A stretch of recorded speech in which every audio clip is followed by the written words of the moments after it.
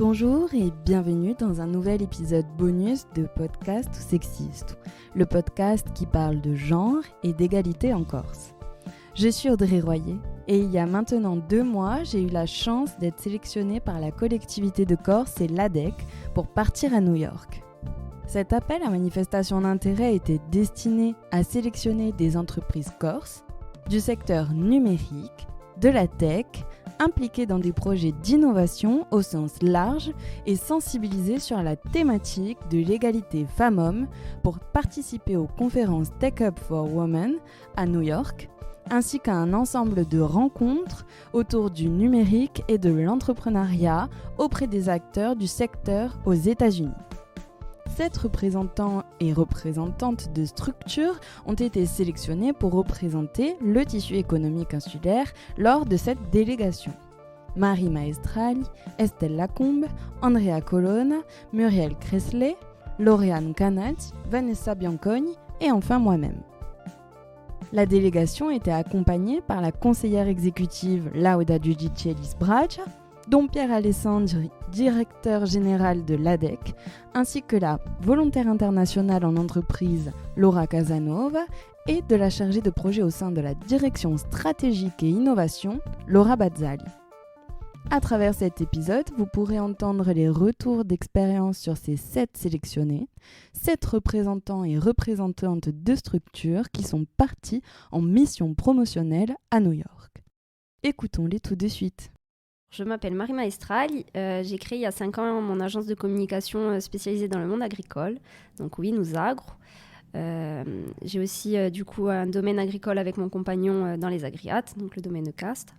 Et je suis coprésidente de l'association Corsica Business Women, donc au niveau Haute-Corse. En fait, j'ai toujours fait mes études en alternance et ma première alternance a été à l'ODARC, à l'Office de l'agriculture de Corse. Je connaissais pas trop le secteur agricole, honnêtement. C'était pas quelque chose, j'ai pas d'agriculteur dans ma famille. C'est pas quelque chose sur lequel je m'étais penchée plus que ça. Alors que j'adore les produits insulaires, mais c'est pas quelque chose que je connaissais en particulier.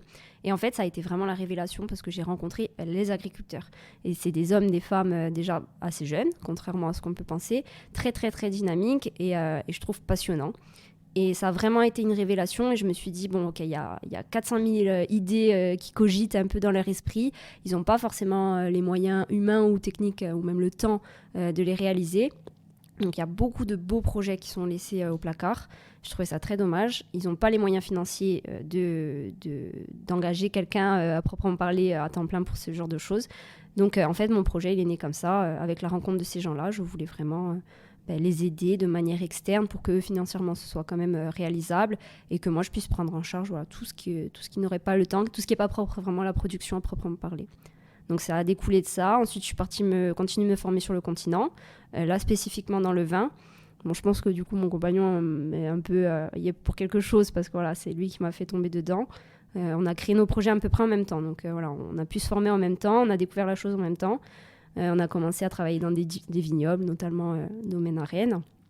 Et voilà, et tout est parti de là. Et quand je suis rentrée de mes formations, j'ai monté l'entreprise et petit à petit, on a essayé de grandir. Quels sont les services que tu proposes ? Le community management, vraiment axé Instagram et Facebook, majoritairement Instagram. La création de sites internet marchands ou non. Et après, quelque chose qui me tient vraiment à cœur et que j'essaye de développer de plus en plus, c'est tout ce qui est agrotourisme. Donc tout ce qui est événementiel, mais propre vraiment à l'agriculture, donc que ce soit dans les exploitations elles-mêmes ou chez les partenaires, comme des cavistes, des hôtels, des restaurants.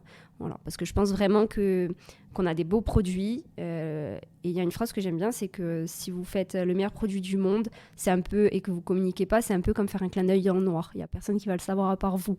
Et ça, j'aime bien le redire à mes agriculteurs parce que vos produits sont géniaux, mais maintenant, il faut montrer que vous existez, vous faites de la qualité, et donc montrer les coulisses et rencontrer un peu vos clients. Donc l'agrotourisme, pour ça, je trouve que c'est génial.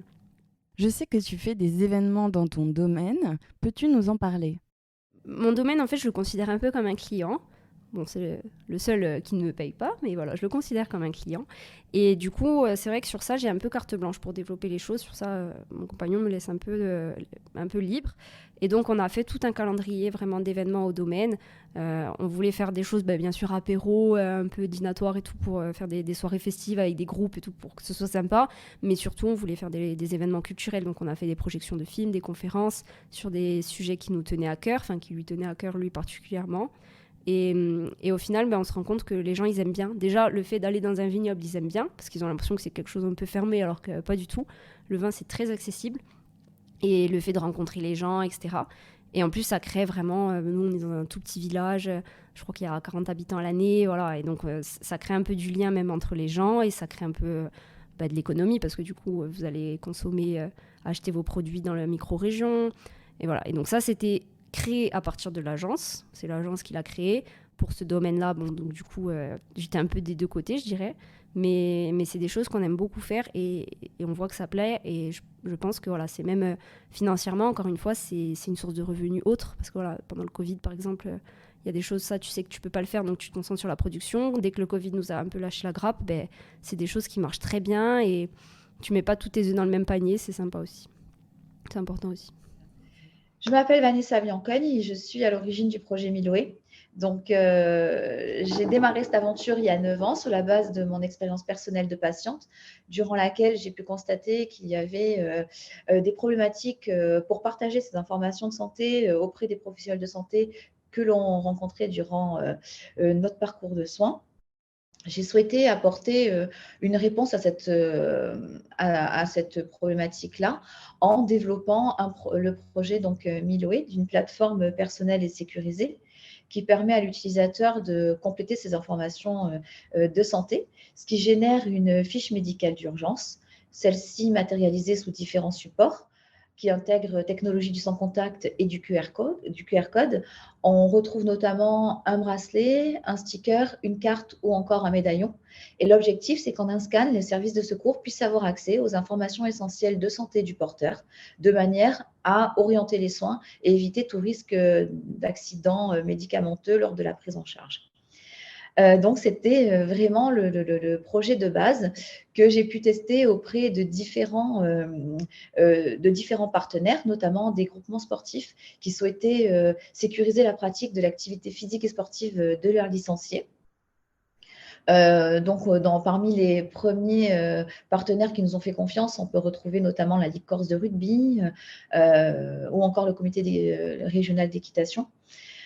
Après de nombreux mois de tests, on a pu se rendre compte qu'il y avait des améliorations à apporter et on a fait évoluer différemment donc la solution et aujourd'hui, on comptabilise plus de 40 partenaires qui utilisent notre solution pour plus de 30 000 produits vendus. Quels sont les produits que tu proposes alors, tes solutions? Aujourd'hui, on propose différentes solutions. Notamment une solution également de sport santé qu'on a pu développer avec l'un de nos partenaires, le SMUC Sport Santé à Marseille. Donc, ils utilisaient notre solution pour sécuriser la pratique physique et sportive de leurs licenciés. Et ils ont pu identifier de nouveaux besoins, notamment liés au suivi des programmes d'activité physique adaptée que suivent leurs adhérents atteints de maladies chroniques. Et donc, nous avons développé en collaboration avec eux un logiciel Sport Santé 1000 Actions qui leur permet justement de gérer les programmes et les tests de leurs adhérents de manière automatisée pour gagner du temps et leur permettre de passer plus de temps auprès de leurs adhérents pour la prise en charge globale de leur programme. Et récemment, nous avons remporté donc un appel à projet lancé par l'Agence régionale de santé de Corse pour développer un centre ressources qui traite des sujets de la vie intime et sexuelle et le désir de parentalité des personnes en situation de handicap. L'objectif, c'est de permettre aux personnes en situation de handicap, à leurs aidants et aux professionnels de santé et du médico-social, donc du territoire, de pouvoir accéder à des ressources en ligne pour répondre aux questions et aux problématiques qu'ils pourraient rencontrer liées à ces sujets. Voilà, donc cette plateforme sera en ligne en fin d'année et va évoluer au fil du temps selon les besoins qu'on aura identifiés et que le public nous aura fait remonter. On a été confrontés donc aux multiples confinements et à la crise sanitaire qui nous a fait revoir donc notre projet.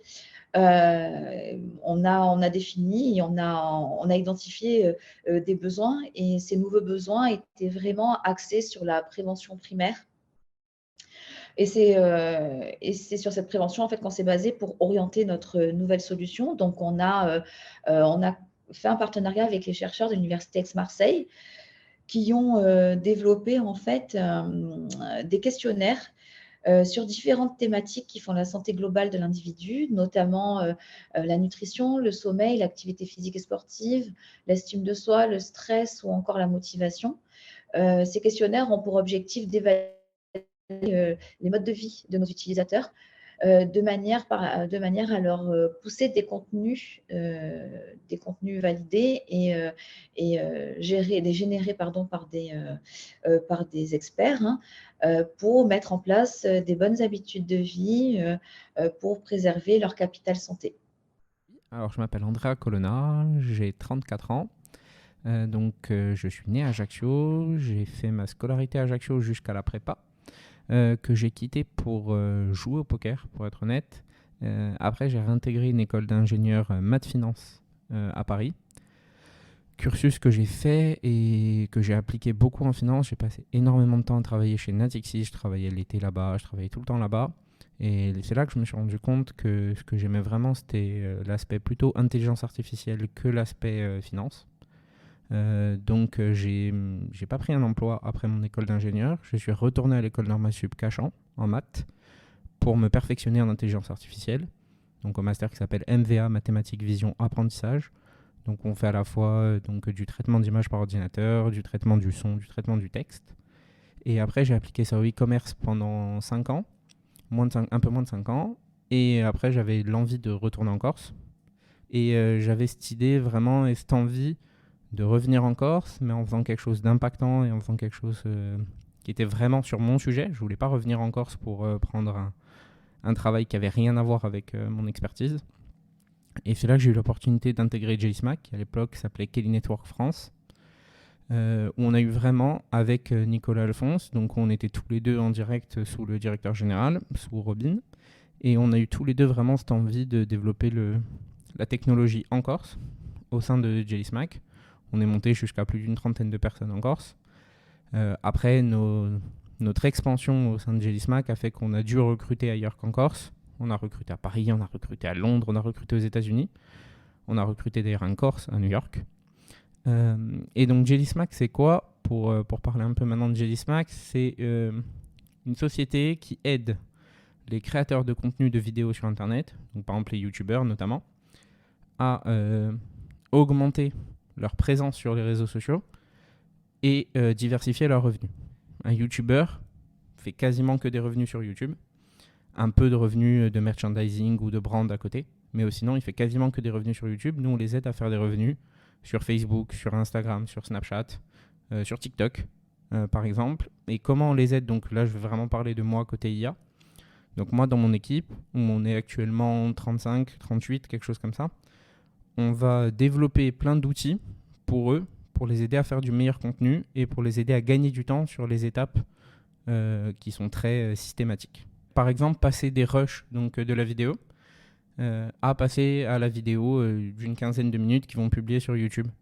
Ou alors passer de cette vidéo-là YouTube de 15 minutes qui est en format 16/9 à une vidéo qu'ils vont poster sur Facebook qui fait plutôt entre 5 et 8 minutes et qui est en format carré ou 9/16. Donc vraiment passer à la fois la transformation de format. Donc on a des algorithmes de détection de qui est en train de parler par exemple là. Donc qui serait capable de voir que je suis en train de parler, de cadrer sur moi. Voilà. Après quand tu prends la parole du coup de cadrer sur toi. Et voilà, voir que si on s'échange beaucoup la parole, rester cadré sur nous deux. Pas que sur une personne et ce genre de choses par exemple. Je suis Lauriane Canade et j'ai créé il y a maintenant plus d'1 an les Enfants du Maquis. Les Enfants du Maquis, c'est un vestiaire éthique vraiment destiné pour le bien-être des enfants. en prenant en compte leurs besoins de motricité, leurs besoins de vraiment les libérer de tous les vêtements serrés pour qu'ils se sentent bien dans leur corps, pour vraiment qu'ils puissent bouger librement. Je suis restée pendant 12 ans juriste en droit des affaires. Et vraiment, avec l'arrivée de la naissance de ma 3e petite fille, je me suis rendu compte qu'il y avait quand même un problème avec les vêtements pour enfants, qui était une version réduite du vestiaire adulte. Et je trouvais ça quand même aberrant que la mission principale des vêtements pour enfants, il fallait que ça soit le confort, en fait. Et qu'on était plus dans l'idée de voilà, on jouait un peu à la poupée, voilà, déguisé des fois un peu en princesse. Ok, de temps en temps, mais au quotidien, l'idée, c'était vraiment qu'ils se sentent libres. Et aussi, et j'aurais envie de te dire surtout, c'était l'idée d'enlever tout ce qui était boutons, pression dans les vêtements pour enfants, pour qu'ils puissent s'habiller seuls et pour que ça facilite aussi la vie de ceux qui s'en occupent, quoi. Alors, ça a été un long chemin avec voilà, des chutes, des avancées, des retours. Ça a pris beaucoup de temps parce que justement, j'étais pas de ce milieu-là, j'étais pas ni couturière ni styliste. En fait, je sais pas, je pense que c'était mon chemin à ce moment-là de ma vie, d'envisager une reconversion. Et je sais pas, je te dirais que voilà, j'ai pas mal travaillé avec Pépite. Pépite m'a beaucoup aidée. J'ai fait des concours. Ça aussi, ça m'a aidée. Ça m'a permis d'avoir confiance en mon projet, d'y croire, parce qu'il y avait aussi un problème de légitimité. Enfin, j'avais juste une bonne idée, mais j'avais pas tout le bagage derrière, quoi. Et voilà, ça a été beaucoup de travail. Le prototypage, j'ai fait beaucoup d'allers-retours, en fait, entre la modéliste et avec les professionnels de la petite enfance.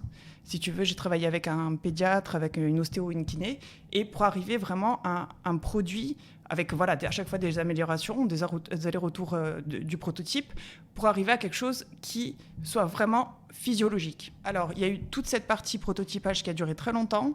Après, il a fallu que je trouve justement l'atelier de confection. Alors, faire en France, pour moi, c'était une évidence. Parce que je trouve qu'il y a un savoir-faire, une qualité de travail qu'on ne trouve pas ailleurs. Ça a été dur de trouver vraiment, voilà. C'est parce qu'on arrive, on est jeune créateur, l'usine, ça coûte cher, en fait, tout ce qui est prototypage pour eux aussi, de faire les premières têtes de série et tout. Et de trouver quelqu'un qui te fait confiance et à qui tu fais confiance, parce que voilà, c'est un peu comme si je donnais mon bébé, quoi. Et vraiment, voilà, arriver à cette bonne relation-là. Parce qu'il y a énormément de critères, de quantité, de prix, voilà. Il y a beaucoup de critères techniques, mais il y a aussi ce critère de confiance, d'arriver à créer cette relation-là. Je lance ma production, que je reçois le matin même du salon Création de Bastia que j'avais préparé, qui était au mois de juin. Et j'ai cru, voilà, j'ai croisé les doigts pour que la production arrive. Et elle arrivait le matin même du début de Création. Donc, c'était pour rajouter un peu de piment à l'histoire. Et après, maintenant, je vends sur Internet et je commence pas mal en B2B, avec des magasins qui sont revendeurs de ma marque. Voilà. Les premières ventes, c'était Création. Et c'était très intéressant parce que je me suis retrouvée face à mes clients. C'est-à-dire que là, c'était plus des professionnels de la petite enfance, c'était plus mes copines qui essayaient. Et c'était vraiment, voilà, leur préoccupation, leur retour par rapport à mon produit direct. Et ça, c'était vraiment super intéressant de parler avec eux. J'ai écouté vraiment les retours. J'ai encore envie d'améliorer justement cette innovation de combinaison physiologique, sans bouton, sans pression. Je pense qu'on peut toujours améliorer. Et puis, dès le début, en fait, je ne me suis jamais contentée de la première version. Il y en a, et je pense qu'il y en aura d'autres. Je pense que la combinaison évoluera encore. Là, j'ai lancé, c'est en cours, enfant, la collection enfant, avec pareil, toujours cette idée de vraiment pas les serrer à la taille, des vêtements évolutifs qui puissent durer plus longtemps et pour qu'ils puissent bouger dedans, quoi. Juste pour qu'ils se sentent bien. Et après, je pense que tu vois, quand tu es bien, tu grandis bien, tu es plus en harmonie, tu vois, tu n'es pas entravé. Enfin, je pense que voilà, c'est ma ligne. Si tu veux, en fait, les vêtements, je me suis rendu compte que tu vois, c'était vraiment des versions réduite de l'adulte. Quand je te prends l'exemple du petit slim, où le gamin peut à peine bouger la jambe, tu vois. Enfin, ok, c'est sympa pour un bibliothécaire qui ne bouge pas pendant 7 heures d'affilée. Mais un enfant, ça, justement, et ce qui est le pire, c'est quand c'est serré à la taille, parce qu'il y a quand même tous les organes internes en développement, que nous, on s'impose ça en tant qu'adultes, voilà, c'est notre problème. Mais l'imposer aux enfants, et c'est le retour, on en parlera plus tard, mais à New York, quand justement je parlais avec les professionnels, c'était une femme qui s'occupait pas mal de différentes marques pour enfants, et elle me dit, mais ça paraît tellement évident de penser au confort des enfants. Et j'ai dit, moi, ça me paraît hyper logique, mais dit, mais bon, c'est bien que quelqu'un s'en soucie, quoi. Enfin, tu vois, vraiment sur ce créneau, confort, moi, c'est associé, enfant du maquis, c'est égal confort, tu vois. Et non, alors tu verras plein de petites robes, col Claudine, tu vois, ou tu as des très longues robes pour les enfants alors qu'elles marchent dessus. Je critique pas, j'en ai acheté à mes filles aussi, tu vois. Mais vraiment, cette ligne directrice pour leur bien-être. Et c'est un créneau qui n'était pas pris, aussi fou que ça puisse paraître. Après, j'ai pas mal vendu cet été sur Internet. Ça, c'était super. J'avais gagné un concours avec Starting Cortica qui m'a permis d'avoir la pub dans le Nice Matin. Donc, du coup, ça a fait connaître la marque. Et là, je me lance avec stress et émotion à Playtime au mois de janvier. C'est un salon international où je vais faire tenir un stand des enfants du maquis là-bas. Voilà. Alors écoute, en plus c'est un salon international, du coup ils vont être, je sais pas où dans le monde, on verra. Enfin, ça va être. En fait, je suis vraiment contente de. Mon objectif premier, je pense, ça a toujours été le bien-être des bébés. Et d'imaginer que tu vois quelque part, je sais pas, je dis n'importe où, mais en Australie, qu'il y a un petit bébé, un enfant du maquis dans ma combi. Honnêtement, ça serait une très, très grande fierté. Plus que des grands magasins, en fait. Puis, je pense que du fait d'avoir été en Corse, aussi, ça m'a donné aussi beaucoup de la chance de justement, on est un peu moins nombreux que sur le continent, on se connaît tous, on arrive à parler, c'est plus facile. Il y a une vraie notion d'entraide, de solidarité. Et oui, j'aimerais vraiment... là, j'étais la marraine du tout premier prix que j'ai gagné il y a 1 an. Et justement, j'avais des jeunes entrepreneurs vraiment qui étaient au niveau idée. Et voilà, il fallait que je les encourage en disant que ça allait être dur, qu'il allait y avoir plein de... Mais il fallait pas prendre non comme une réponse et qu'il fallait toujours aller de l'avant et surtout rester passionné et écouter les conseils, mais garder sa ligne, quoi. Je m'appelle Estelle Lacombe, j'ai 23 ans. J'ai fait une école de commerce, Kedge Business School à Bastia, pour à terme créer mon entreprise. C'est une école spécialisée en création d'entreprise. Et suite à mon cursus, j'ai monté ma société, qui du coup m'a mené aujourd'hui à candidater à l'AMI de New York pour pouvoir développer mon activité à l'international. Je suis Audrey Royer. J'ai créé il y a 4 ans une entreprise de communication qui s'appelle Kunosh, qui est spécialisée dans le community management. Donc on fait les réseaux sociaux pour les entreprises et institutions en Corse. Et depuis 2 ans, j'ai créé également une association qui s'appelle Podcast ou Sexiste et qui propose différentes émissions de podcasts. Donc la première qui s'appelle Podcast ou Sexiste, qui a donné le nom à l'association, qui parle des questions de genre, de l'égalité en Corse et également des stéréotypes sur l'île. Ensuite, on a découlé une deuxième série podcast sur l'éducation à la sexualité pour les adolescents et adolescentes en Corse, donc qui s'appelle Sex by Step. On part à la rencontre des jeunes collégiens, collégiennes, lycéens, lycéennes partout en Corse et on leur pose des questions que d'autres jeunes se posent par un procédé un peu un peu innovant de remonter d'informations des jeunes jusqu'à publier des épisodes avec des réponses à leurs questions. Ils se répondent de pair à pair, du coup c'est très intéressant. Donc il y a déjà 12 épisodes sur cette première saison. Voilà. Et nous sommes en train de travailler sur une 3e série qui est Capsule Entrepreneuriat. Donc on va parler entrepreneuriat, on va parler vie de l'entrepreneur et de l'entrepreneuse, et on va parler technique, comment créer son entreprise, pourquoi créer son entreprise, les aspirations, les difficultés, les levées de fonds, comment gérer sa vie pro, sa vie perso, comment gérer sa santé mentale dans une entreprise. Et on va aussi faire des portraits d'entrepreneurs et d'entrepreneuses en Corse qui ont entrepris depuis plus ou moins longtemps dans des secteurs d'activité totalement différents et à destination tant des professionnels que des personnes qui veulent avoir de la motivation au quotidien et savoir ce qui se passe en Corse dans le tissu économique et entrepreneurial. Je suis Muriel Cresté, j'ai 52 ans et j'ai un parcours professionnel donc du long de cette période qui finit par être quand même assez importante. Je suis d'abord ingénieure agricole, j'ai fait l'école supérieure d'agriculture à Angers.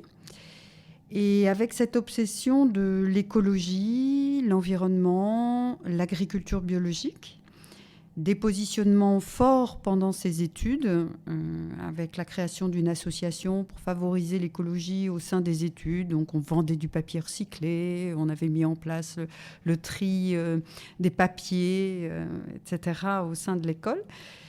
Une partie de ces études, je les ai orientées donc agro-environnement, avec une année aux Pays-Bas, à Groningen, dans une formation dédiée à l'agroécologie, le développement du territoire, qui prend en compte à la fois l'environnement et une agriculture respectueuse de cet environnement. Ensuite, je me suis orientée vers les lois, la politique agricole liée à l'inclusion de l'agriculture dans l'environnement, donc rivières, paysages, pollutions diverses et variées, en faisant des missions pour le ministère de l'Agriculture.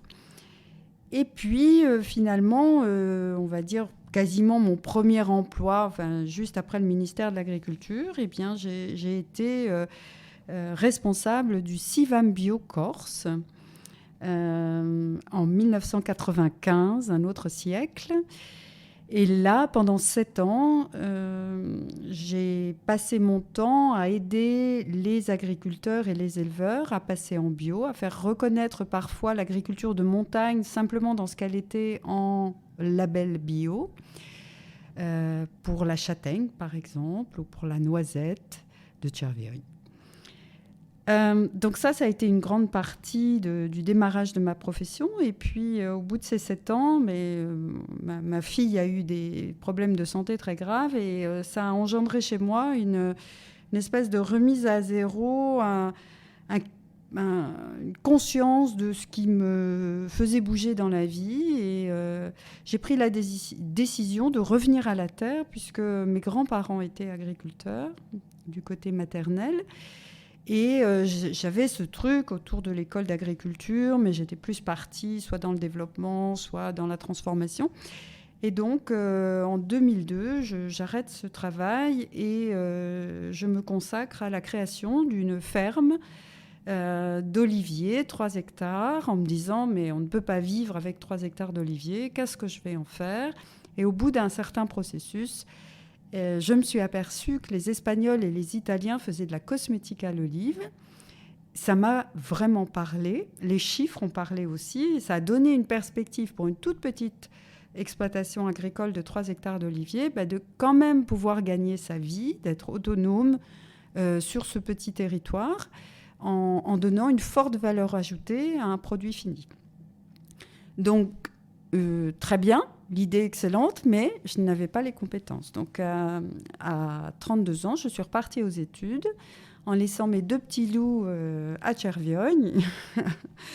Et j'ai fait un DESS en sciences biomédicales, orientation cosmétologie, à la fac de médecine de Liège, qui était le seul endroit qui acceptait de me prendre au mois de juin. En France, tout était plié, les dossiers pliés. Je n'avais pas les moyens d'attendre 1 an pour me former. Donc, me voilà partie à Liège et j'ai eu une chance énorme d'être prise en charge par le professeur de dermatopathologie qui a trouvé l'idée de faire une cosmétique à l'olive de Corse formidable, d'autant que dans les années 70, lui-même avait mené des projets en Corse. Et donc, c'était une façon pour lui de retrouver sa jeunesse, on va dire, et en même temps d'aboutir à un projet sur ce territoire. Donc, comme quoi, on trouve des alliés partout qui sont liés à la Corse.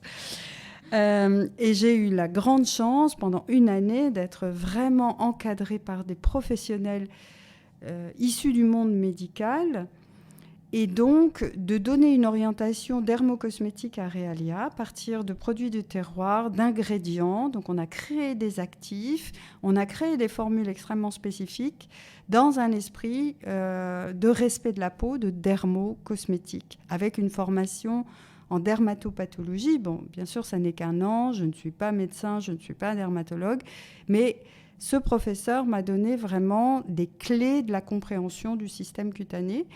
Ce qui fait que ça a une orientation très forte et qui a un écho aujourd'hui autour du microbiote, le respect du fonctionnement de la peau, du pH, l'interaction des conservateurs avec la peau, le risque finalement d'allergie ou d'irritation, etc.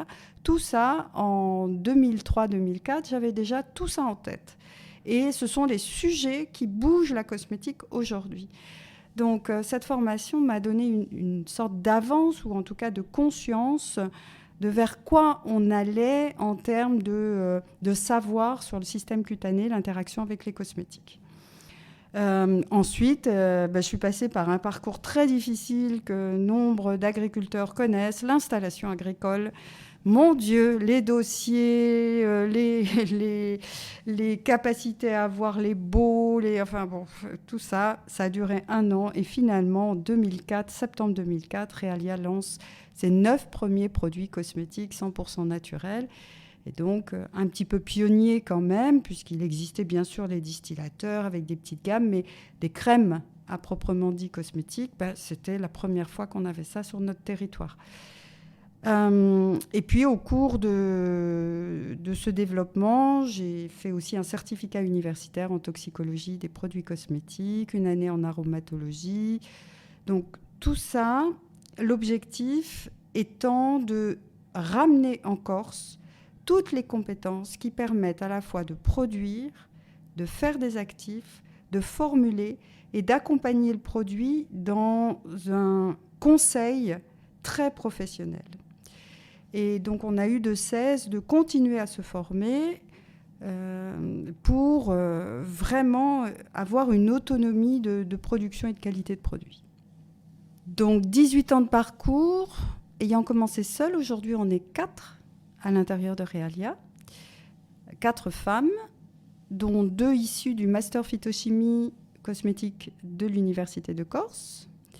Une alternante qui est en BUT entrepreneuriat aussi à Corté. 28 produits cosmétiques, 3 produits de parfumerie et encore une trentaine de produits autour de la senteur, mais aussi du côté alimentaire, puisque nous upcyclons certains déchets de distillerie, par exemple les zestes d'agrumes. Quand elles ont fini d'être distillées, eh bien on les met au sucre et on fait de la marmelade.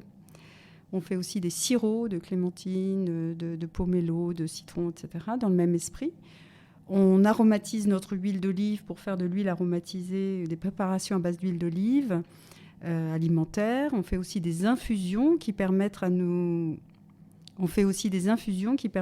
instituts de faire un massage au romarin, mais aussi de proposer une infusion au romarin avant ou après le massage. Voilà, c'est l'idée. Et il y a aussi des bougies qui permettent de faire la senteur. L'idée est de proposer une atmosphère. Donc voilà, une 60aine de produits en vente, des nouveaux locaux avec une grande boutique où on propose bien sûr nos productions, mais aussi les produits des amis, donc huile essentielle, d'essence naturelle corse, des savonneries, des parfumeurs de Corse, et maintenant des produits d'entreprises qui ont des concepts et qui nous les confient en recherche et développement, et parfois en production aussi, ou simplement la production, ou simplement la recherche et développement.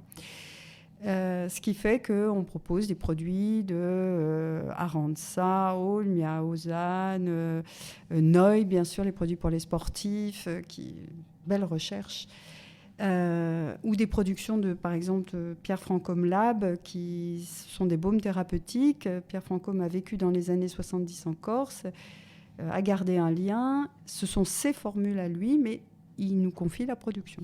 Et nous avons 130 mètres carrés de laboratoire avec un laboratoire d'extraction où là, on réalise des actifs. Donc, on a nos propres actifs. Donc, on a créé une quinzaine sur ces 18 ans. On va chercher des acides de fruits, des antioxydants, des astringents, des actifs particuliers. Donc, toujours, on travaille bien sûr sur la plante du territoire, qu'elle soit chémotypée, soit vraiment typée ou carrément très commune comme le plantain ou le millepertuis qu'on va retrouver partout, mais on travaille notre millepertuis, évidemment. Ensuite, on a une zone de stockage de ces actifs qui est contrôlée, qui permettent d'avoir une zone propre et stérile ou propre, simplement, salle blanche, et un laboratoire de formulation finale où on va mettre en forme ces actifs, donc en crème, en gel, en baume, en huile, et donc différentes zones dans ce laboratoire pour travailler de la texture ou du liquide, ou des baumes où on va devoir faire fondre de la cire. Et on a dans ce petit laboratoire aussi une zone de recherche et développement qu'on a réaménagée un petit peu cette année et qui nous permettent de proposer nos savoirs sous forme de prestations à des gens qui ont des idées. Et puis la nouveauté de ce lieu à Alistre, qui fait 500 mètres carrés, c'est aussi un espace de bien-être. Nous réalisons des massages et des soins visage à partir de nos produits exclusivement. Et pour nous, c'est à ce moment-là, finalement, bien sûr, on trouve du sens partout. C'est un métier de sens, d'abord l'agriculture, le terroir, les plantes. Bon. Mais quand les gens ressortent d'un massage avec la banane ou un petit peu dans les nuages, on matérialise l'effet de ces produits et donc de toute l'énergie qu'on a mis pour que ce projet soit réalisé et que la qualité soit au rendez-vous. Tout d'un coup, tac, sur le visage des gens, on voit qu'il s'est passé quelque chose. Et là, c'est d'une satisfaction incroyable. Voilà, donc c'est ça le projet Realia, c'est cette transversalité de l'agriculture, voire de la cueillette, à produits finis et le soin, le geste humain qui reste là. Et donc, pourquoi partir à New York ? C'était vraiment pour pouvoir aller voir ailleurs, voir un autre mode de pensée, un autre mode de fonctionnement, un autre mode de travail. Voilà, c'était vraiment pour avoir une autre vision des choses, pour un peu sortir de notre zone de confort qu'on a ici. Donc j'ai postulé à cet appel à candidature de la collectivité et de l'ADEC pour partir à New York parce que je me suis dit que donc j'ai postulé pour l'association à travers l'association Podcast ou Sexiste et je me suis dit que ça pouvait être un bon moyen de savoir ce qui se passait aux États-Unis. Les États-Unis qui sont quand même assez précurseurs sur énormément de sujets et notamment les nouvelles technologies, notamment la création de contenu, les réseaux sociaux et donc forcément du podcast. Et je me suis dit que ça pouvait être une belle ouverture d'esprit, que ça pouvait me donner pas mal d'idées pour la suite et me booster et me challenger également parce que est-ce que le statut d'association c'est c'est bien, ou est-ce que potentiellement je peux changer de statut, de structure pour évoluer, comment est-ce que je peux évoluer, auprès de qui je peux me renseigner pour avoir plus de technicité ou pour avoir plus de rentabilité du projet, etc. Donc voilà un peu pourquoi j'ai postulé à cet appel à manifestation, à cet appel à candidature de la collectivité. Et aussi parce que je me suis dit que, dans ma réflexion, que ça pouvait être un bon moyen de montrer que l'économie sociale et solidaire, l'ESS, et les structures qui en font partie sont aussi moteurs d'économie en Corse, ont une forte valeur d'innovation, ont des talents. Et comment les valoriser ? C'est en étant aussi reconnue. Et donc j'ai été sélectionnée pour partir à New York avec une association. Et je me dis que c'est aussi un bon moyen de montrer peut-être à d'autres associations qu'on pouvait faire autant de choses en fait qu'une entreprise, être autant que ça pouvait avoir un impact en fait sur l'économie insulaire. Donc voilà un peu toutes les motivations pour partir à New York. Premièrement, franchement, c'était vraiment pour m'inspirer au niveau de tout ce qui est digital. Forcément, les États-Unis, c'est un peu les leaders. Donc, tu te dis, bon, je vais voir des choses super. Après, même personnellement, c'est vrai que c'est une expérience quand même géniale. On a quand même des opportunités qu'on n'aurait pas en faisant le voyage de manière indépendante. Et en fait, quand j'ai vu qu'aussi on pouvait rencontrer la diaspora, partir avec une autre délégation, des gens qu'on ne connaissait pas forcément, je trouve que la richesse, elle est là. Et le fait de pouvoir se créer un réseau entre Corses, ici sur l'île ou complètement à l'autre bout du monde, c'est ça qui est génial. Voilà, donc je voulais vraiment participer pour ça. C'était vraiment majoritairement pour l'agence. Et après, au niveau des Corsicanes, bien sûr, pour tout ce qui est côté institutionnel et pareil au niveau de l'inspiration de ce qu'on peut faire et ce qu'on peut développer. J'ai toujours vu ma marque comme quelque chose assez... pour tous les enfants, en fait. Voilà. Et j'aurais même aimé pouvoir la faire moins chère pour que plus de gens puissent pouvoir l'acheter aussi. Et donc, du coup, cette idée de mondialisation, je sais pas, de partir à New York, qui est quand même une chance vraiment incroyable, si tôt dans mon projet, et de pouvoir avoir des conseils. Enfin, dès que j'ai vu le programme, je me suis dit oui, il faut que j'y aille, quoi.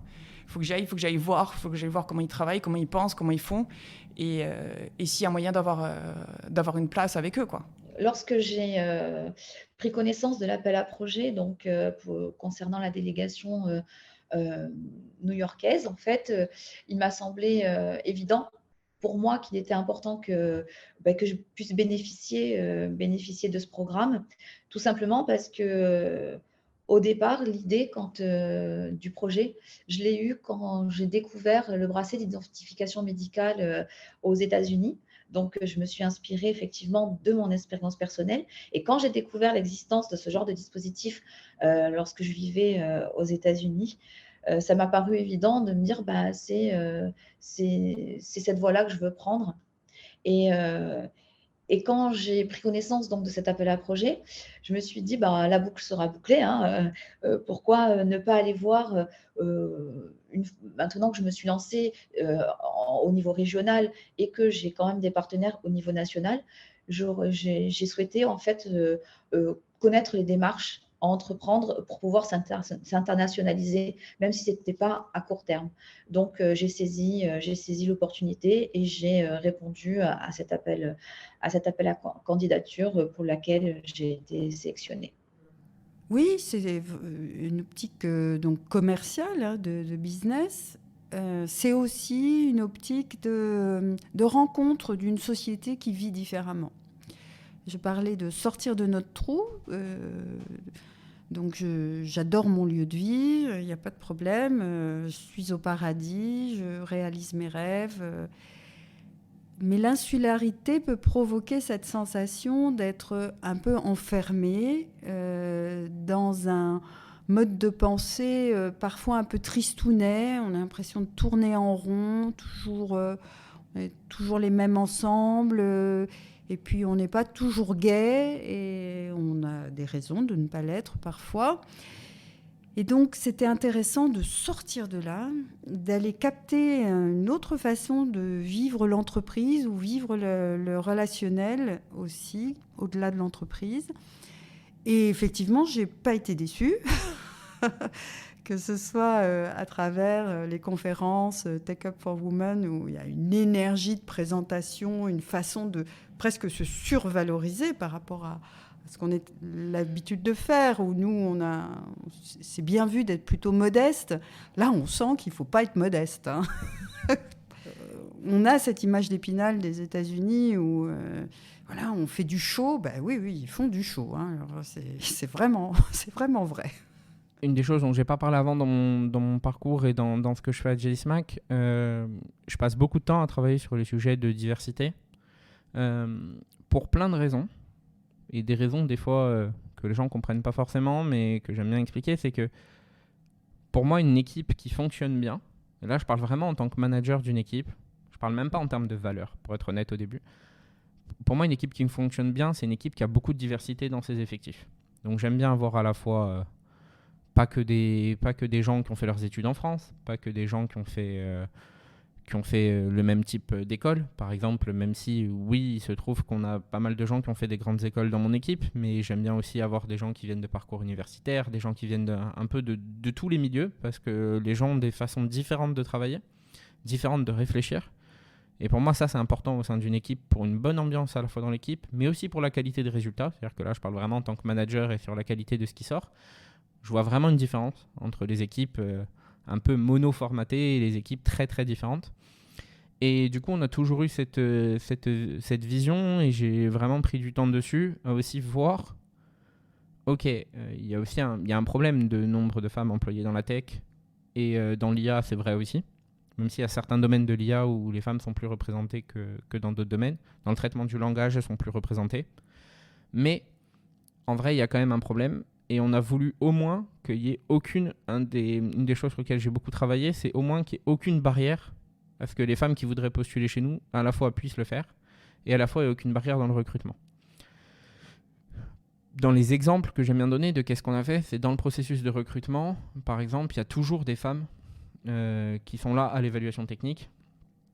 Donc pour que les femmes soient aussi jugées par des femmes, et aussi qu'il y ait un entretien organisé entre une femme qui postule et donc qu'elle puisse parler à une femme pour savoir un peu comment ça se passe dans l'entreprise, qu'est-ce qu'il y a, etc. Donc, sans aller dans la discrimination positive, mais vraiment pour enlever toutes les barrières qu'il y aurait à le faire.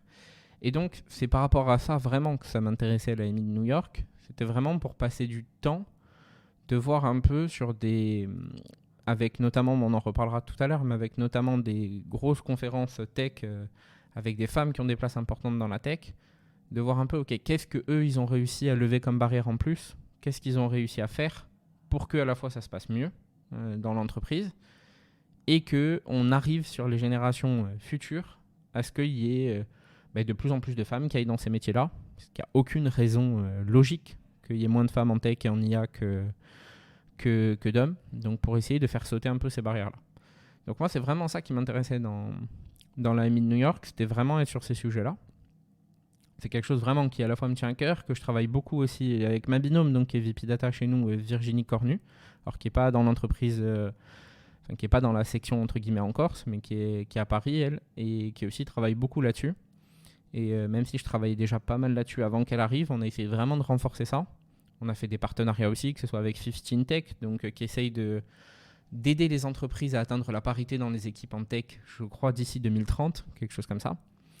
Avec Ada Tech School, qui est une école spécialisée pour que justement il n'y ait pas de barrière aux femmes dans l'école, pour qu'elles arrivent à avoir les bonnes méthodes d'éducation et que les barrières ne soient pas là pour leur permettre de se réaliser dans leur parcours professionnel.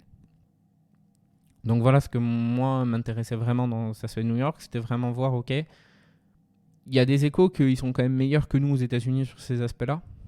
Donc je voulais aller voir un peu ce que ça donnait, je voulais aller vraiment les écouter et essayer de prendre des informations et après de voir comment faire pour les appliquer dans l'entreprise. Qu'est-ce que ça t'a apporté, ce déplacement à New York, Vanessa, personnellement et professionnellement?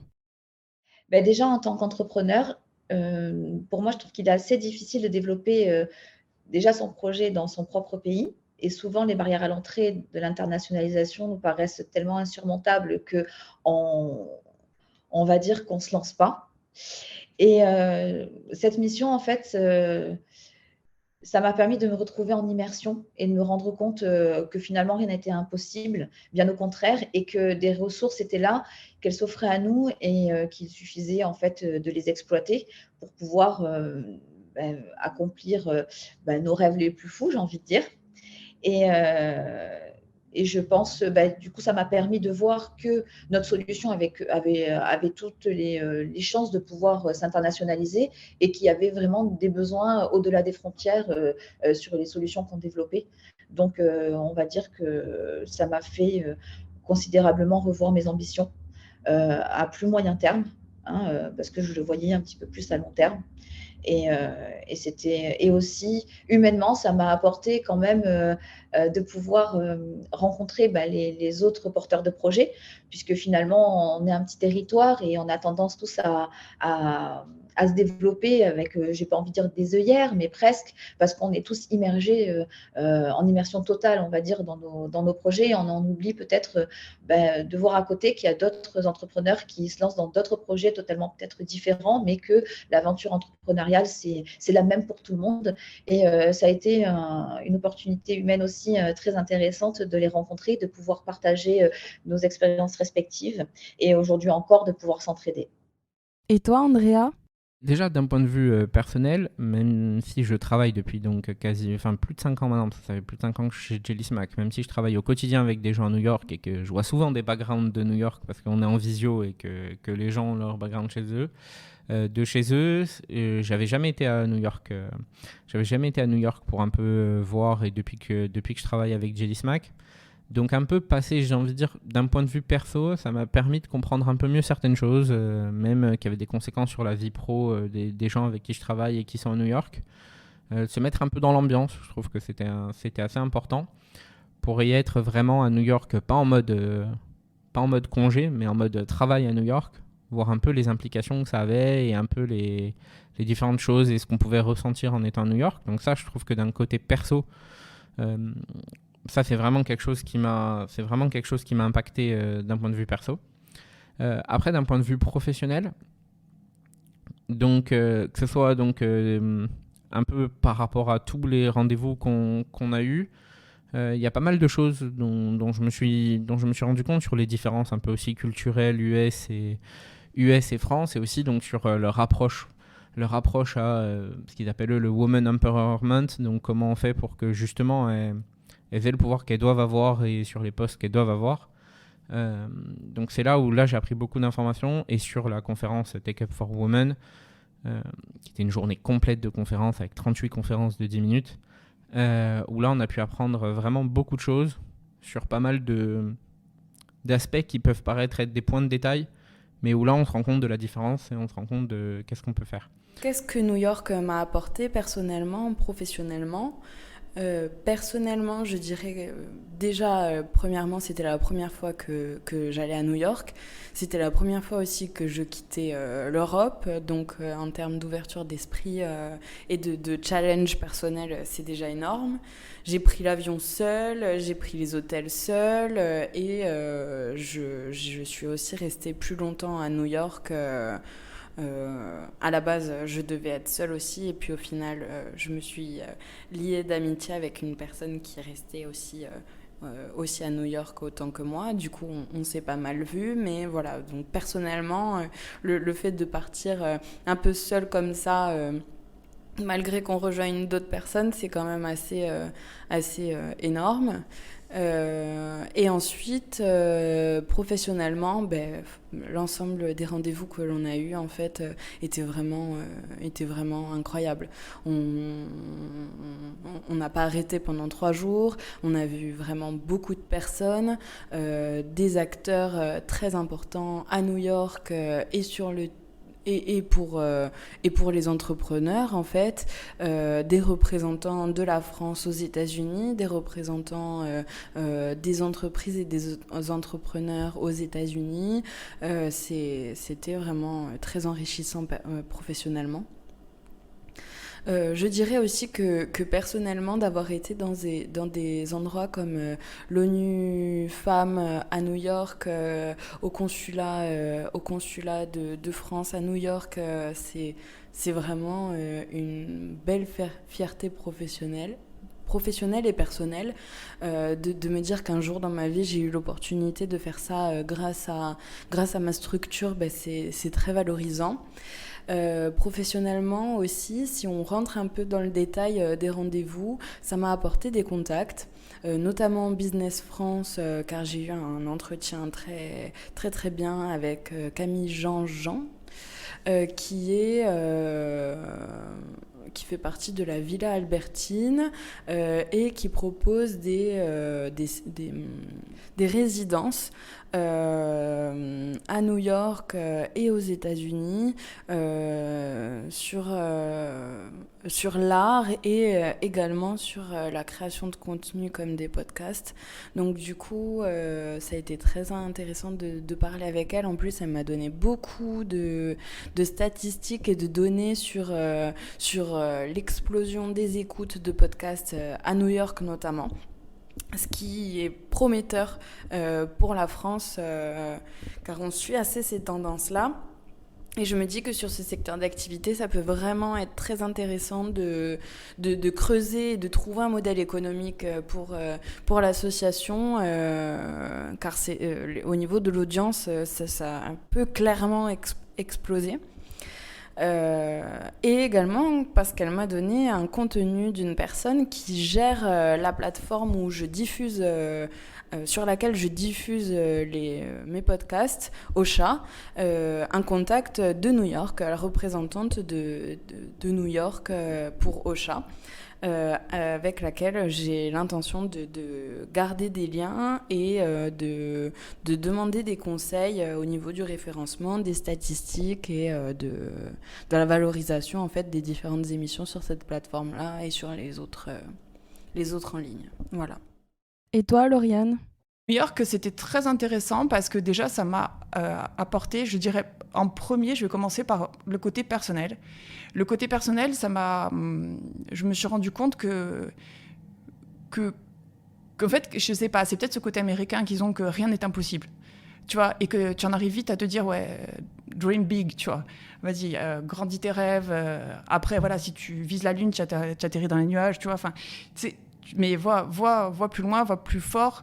Et aussi cette culture qu'ils ont de bon, ben, tu as ça, cette société-là maintenant, si ça marche pas, tu en refais une autre, tu te plantes, tu recommences, tu réessayes, c'est pas grave. C'est pas grave. Le tout, c'est tous tes échecs vont te nourrir. C'est toujours ce discours qui revenait sur il faut y aller, il faut y croire, il faut le faire à fond, à 200%, ce que j'ai fait jusqu'à présent. Mais avoir cette culture de l'échec qui, au contraire, tu apprends même plus dans tes échecs que parfois dans la réussite, quoi. Donc oui, New York, c'était une chance et je voulais que les enfants du maquis en soient, quoi. Alors au niveau professionnel, moi j'avais vraiment besoin d'être conseillée sur l'implantation d'une marque à l'étranger. Donc on a à peu près plus ou moins les mêmes critères européens et avec les États-Unis. Mais il y a quand même pas mal de particularités par rapport aux tests à connaître. Et c'est sûr que quand on te donne toutes les mêmes, on te donne des réponses aux questions auxquelles tu n'avais pas encore, quoi. Enfin, je me suis retrouvée comme ça. Et c'était super intéressant d'avoir ces connexions-là. Et même pour un réseau assez intéressant, vraiment. J'ai rencontré un magasin qui va probablement prendre mes produits, elle a adoré. En plus, ils aiment beaucoup ce qui vient de France. En plus, voilà, là, c'est encore mieux, ça vient de Corse. Ils connaissent beaucoup la Corse, bizarrement. Donc, du coup, ce magasin, qui après, une fois que j'aurais fait passer les tests à mon tissu, elle est à fond. Et le retour en Corse, on m'en a énormément parlé. On m'a énormément parlé de New York, comment c'était, comment ça s'est passé, qu'est-ce que c'était, tu vois. Et je trouvais ça marrant, justement de faire partager ce voyage, parce que je l'ai justement sur Instagram, je l'ai pas mal filmé, j'ai raconté ce qu'on faisait. Et d'avoir tous ces gens qui te font des retours, qui s'interrogent. Alors, quand vous avez l'ONU Femmes, comment ça s'est passé? Enfin, j'avais l'impression de partir avec d'autres personnes aussi, d'avoir amené d'autres personnes avec moi, en fait. Et c'était cool. Muriel? Alors, professionnel, j'ai fait des contacts. Les rendez-vous sur Business France ont été pour moi très intéressants parce qu'en même pas 20 minutes, une experte d'importation de cosmétiques françaises m'a expliqué tous les tenants et les aboutissants, fait un diagnostic de la marque et donc la possibilité ou non de rentrer sur le marché américain. Donc ça, c'était très fonctionnel. J'ai rencontré une revendeuse potentielle et d'ailleurs, on a lancé une démarche. Donc peut-être ça sortira ou pas, mais en tout cas, on est rentré dans une démarche de business. Donc professionnellement, ça portera peut-être ses fruits. On est allé voir une boutique dans la clean beauty, la beauté propre. Et c'était intéressant de voir quel type de marque ils proposaient, les ingrédients qui étaient mis en avant, etc. Enfin, bon, ça m'a bien aidé aussi. Ensuite, personnellement, déjà de rencontrer les gens qui ont postulé, donc ces entrepreneurs et entrepreneuses de Corse qui ont postulé pour aller à New York, et de partager ce dynamisme, de m'apercevoir qu'il y avait une force sociologique et économique vraiment vaillant, frais, qui avait du culot et qui y allait. Ça m'a fait un bien fou. Je suis sortie de cette morosité peut-être qui m'avait gagnée, et là, je suis rentrée boostée. Donc ça, c'était formidable. Vraiment extraordinaire. Et puis la rencontre aussi de la diaspora corse, et de voir tous ces jeunes et moins jeunes qui s'étaient expatriés et qui portaient des projets ou qui avaient des modes de vie peut-être plus ouverts, plus riches, ou qui leur offraient une ouverture d'esprit. Bon, c'était formidable. Formidable. Pour ça, humainement formidable. Et pour toi, Marie? Alors, déjà des rencontres, je pense que c'est ça le premier. D'ailleurs, du coup, merci de m'inviter parce que du coup, voilà, on s'est rencontrés là-bas. Et ensuite, je pense une autre vision un peu de... là-bas, tout est plus grand, tout est plus développé. Et en fait, on se rend compte que, oui, il y a des choses qu'on peut... Après, moi, au niveau de l'agence, qu'on pourrait développer, qu'on pourrait mettre à niveau pour chez nous, mais c'est difficilement transposable. Il y a des choses, on a rencontré des gens, c'est carrément un autre monde, donc c'est très intéressant aussi. Après, il faut savoir ce qu'on peut prendre et ce qu'on ne peut pas prendre. Clairement, il y a des choses, d'avoir rencontré quelqu'un de la CIA, au niveau personnel, c'est génial. Après, c'est vrai qu'au niveau de l'entreprise, il y aura peut-être moins de retours du coup. Mais par contre, tout ce qui est vraiment diaspora, le consulat, c'est vraiment un rendez-vous auquel je m'attendais pas à grand chose parce que je pensais que ça allait être très très institutionnel, et au final je trouve que le consul il a quand même été vachement ouvert sur nos entreprises respectives. Il nous a même proposé de potentiellement faire un événement sur la Corse, donc ça c'est quelque chose au niveau des Corsicanes et au niveau de l'agence sur lequel j'aimerais bien participer, du point de vue agricole du moins pour l'agence. Donc voilà, ça a vraiment été retour plus humain je dirais que technique, mais bon c'est comme ça aussi que ça fonctionne. La diaspora, il y avait des profils super intéressants, notamment Roxane, que j'ai recontacté après. J'aimerais bien aussi qu'on fasse un événement, pourquoi pas au domaine. The Wandering Barman débarque en Corse, ou un truc comme ça. Donc voilà, il y a peut-être des choses à développer. Après, c'est sûr que c'est un autre monde, bon ça on le savait, mais il y a des choses à développer. Personnellement, déjà au niveau de l'anglais, parce que c'est toujours mieux quand on peut les entendre et communiquer avec eux en face à face, parce que dans mon activité, c'est au niveau tech, c'est vraiment important de parler anglais, et c'est bien quand on parle anglais par mail, par message et tout, mais de pouvoir parler en vrai, de pouvoir les entendre, de pouvoir essayer de comprendre aussi, c'est hyper pratique. Et après, sinon, donc personnellement, ça m'a apporté vraiment beaucoup de respect et d'admiration pour eux, que j'avais déjà auparavant, mais qui s'est confirmé. Et je sais que du coup, à l'avenir, c'est vraiment un terrain des États-Unis où je voudrais m'importer, peu importe l'activité que j'aurai, je sais qu'un jour, je voudrais m'importer là-bas. Alors honnêtement, on rencontre des gens qui sont vraiment passionnés là-bas, des gens qui ont vraiment envie de travailler et qui du coup partagent leur passion et leur façon de travailler. Ils sont vraiment hyper ouverts. Ils vous conseillent ouvertement, sans tabou. Ils ont rien à cacher. Le moindre conseil qu'ils peuvent vous donner, ils vous le donnent. Et ça, c'est super parce que du coup, quand on est en Corse, on n'a peut-être pas forcément de contact qu'on a avec eux avec 5000 km de distance. Donc quand on est vraiment face à eux, on peut vraiment échanger comme on veut et apprendre plein de choses. Et c'est ce que j'ai fait en fait. J'ai fait plein de rencontres hyper utiles. Pendant les 3 jours, j'ai rencontré au moins une personne très très utile chaque jour. On est resté en contact et j'ai eu plein de conseils qui m'ont aidé pour mon activité, même personnellement, pour ma façon de travailler, ma façon de penser. Vraiment que des personnes bienveillantes et que des bons conseils. Professionnellement, ça m'a surtout apporté du réseau. Vraiment, j'ai rencontré des personnes qui avaient des postes ultra compétents dans des entreprises, des grandes startups, Microsoft, Airbnb, tout ça. J'ai été mise en contact avec le CEO d'Airbnb. Ça aussi, c'est incroyable. Il n'y a que là-bas en fait, qu'on peut avoir une telle opportunité. J'ai rencontré plein de personnes qui travaillent dans la data, dans la tech, donc super pratique pour moi. J'ai pu avoir plein de retours, plein de conseils, et c'est que des personnes avec qui j'ai gardé contact. Donc pour l'avenir, c'est super pratique et c'est vraiment une belle expérience. Quels sont les rendez-vous qui vous ont le plus marqué ?